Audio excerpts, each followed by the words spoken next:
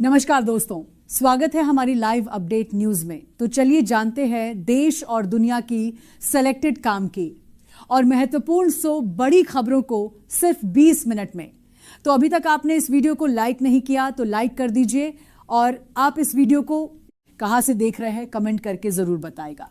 केरलम में शशि थरूर के काफिले पर हमला, गनमैन और ड्राइवर को पीटा, हिरासत में आरोपी। केरल के मलप्पुरम जिले के वांडूर में कांग्रेस सांसद शशि थरूर के काफिले पर हमला हुआ। शुक्रवार शाम हुई इस घटना में उनके गनमैन और ड्राइवर को पीटा गया। घटना शुक्रवार शाम करीब 7:30 बजे चेल्लीथोड़ के पास थिरुवाली इलाके में हुई। कांग्रेस नेता एपी अनिल कुमार के चुनाव प्रचार कार्यक्रम में शामिल होने के लिए वांडूर जा रहे थे।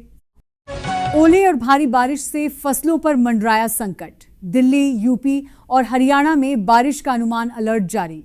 आज भी उत्तर भारत के कई इलाकों में मध्यम से भारी बारिश और ओले गिरने की संभावना है।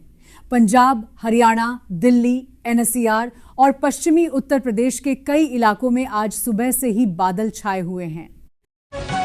सुनेत्रा पवार बारामती विधानसभा उपचुनाव के लिए दाखिल करेंगी, नामांकन सीएम के उपस्थित रहने की संभावना। महाराष्ट्र की उप मुख्यमंत्री और राकांपा अध्यक्ष सुनेत्रा पवार पुणे जिले की बारामती विधानसभा सीट पर होने वाले उपचुनाव के लिए 6 अप्रैल को अपना नामांकन दाखिल करेंगी। मेक इन इंडिया पर सवाल, राहुल बोले नौकरियां वियतनाम और चीन की झोली में जा रही हैं। राहुल गांधी ने केरलम और पूरे देश में नौकरी सृजन की कमी का उल्लेख करते हुए कहा कि अब रोजगार के अवसर चीन, उसके पड़ोसी देशों और वियतनाम में हैं, क्योंकि वे सब कुछ उत्पादन कर रहे हैं। कांग्रेस सांसद राहुल गांधी ने कहा, यूडीएफ केरलम के लोगों के लिए एक नवीन आशा है। हमारी टीम मजबूत, एकजुट और नेतृत्व के लिए तैयार है। पुडुचेरी में पीएम मोदी का भव्य रोड शो, एनडीए गठबंधन के लिए मांगा समर्थन।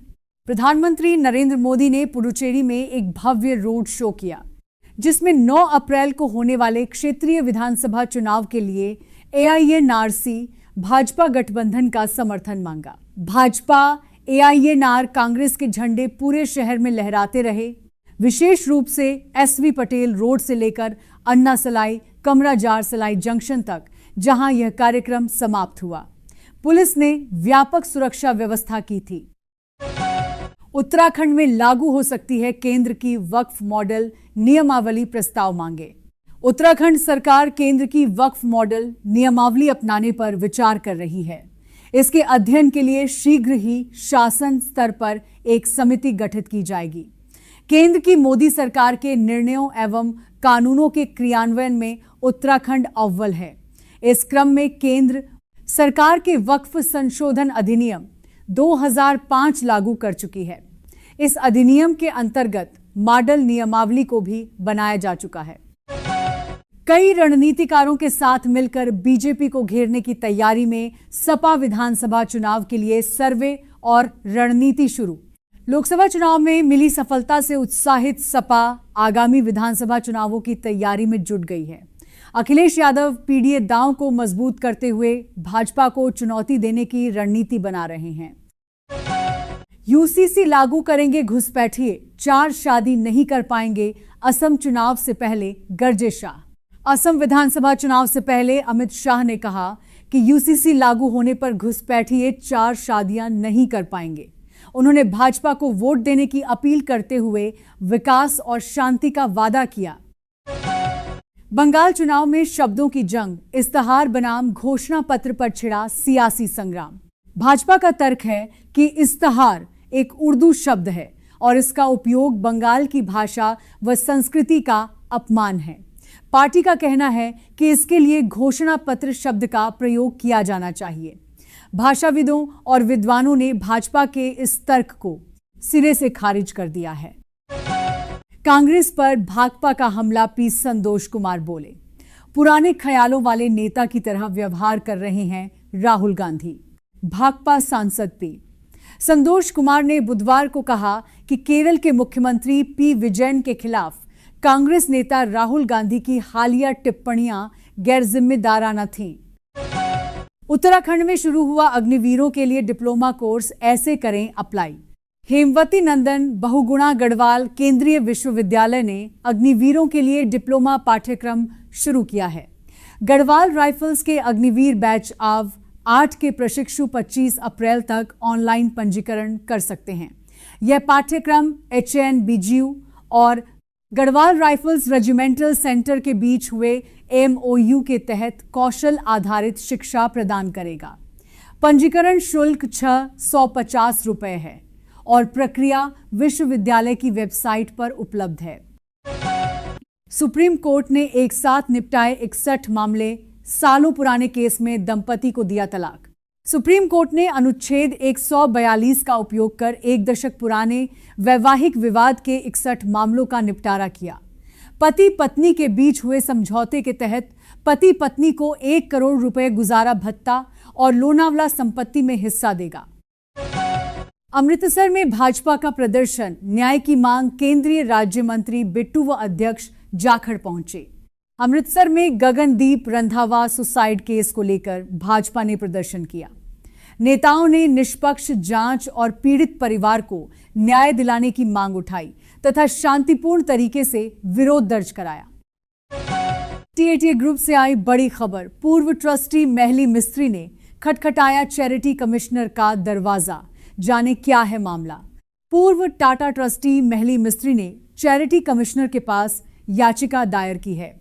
उन्होंने अपने कार्यकाल का विस्तार न होने और 2 मौजूदा ट्रस्टियों वेणु श्रीनिवासन और विजय सिंह की पात्रता पर सवाल उठाए हैं। मुजफ्फरपुर में वैशाख की शुरुआत में ही भीषण गर्मी, पारा 38.5 डिग्री के पार। मुजफ्फरपुर समेत उत्तर बिहार में वैशाख की शुरुआत के साथ ही भीषण गर्मी पड़ रही है।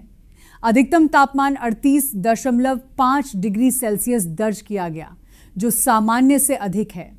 तेज पछिया हवाओं ने तपिश बढ़ाई है, जिससे लोगों को परेशानी हो रही है, खासकर स्कूली बच्चों को।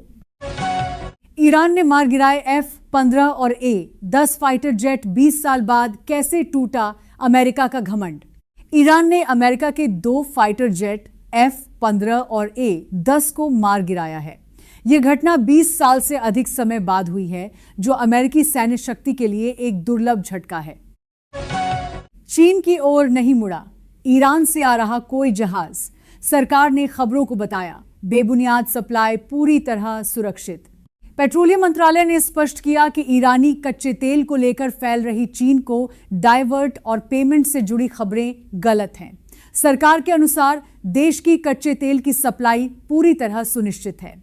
पेट्रोलियम और प्राकृतिक गैस मंत्रालय ने ईरानी कच्चे तेल की खेप को लेकर फैल रही खबरों और सोशल मीडिया पोस्ट को सिरे से खारिज किया है। मंत्रालय ने स्पष्ट किया कि यह दावा तथ्यात्मक रूप से गलत है कि भुगतान संबंधी दिक्कतों के कारण गुजरात के वड़ीनार से ईरान का कच्चा तेल चीन की ओर मोड़ा गया। भाजपा अध्यक्ष का वादा, सत्ता में आए तो लव जिहाद और लैंड जिहाद पर लगाएंगे पूरी लगाम। भाजपा के प्रदेश अध्यक्ष समीक भट्टाचार्य ने कहा है कि बंगाल में सत्ता मिलते ही उनकी सरकार लव जिहाद और लैंड जिहाद के खिलाफ सख्त कदम उठाएगी। उन्होंने इस चुनाव को बंगाली हिंदुओं और राष्ट्रवादी मुसलमानों के अस्तित्व की लड़ाई बताया है। तेल गैस सप्लाई के लिए क्या नई योजना बना रहे खाड़ी देश, भारत को कैसे फायदा। इजराइल और अमेरिका की तरफ से ईरान पर हमले शुरू किए जाने के 1 महीने बाद भी युद्ध खत्म नहीं हुआ है। हालांकि इस बीच ईरान के हॉर्मुज जल डमरू मध्य बंद किए जाने की वजह से दुनिया में ऊर्जा संकट जरूर खड़ा हो गया।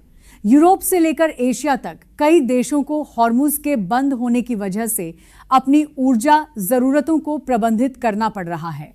साथ ही तेल गैस की आपूर्ति करने वाले देशों को भी मुश्किलें झेलनी पड़ रही हैं।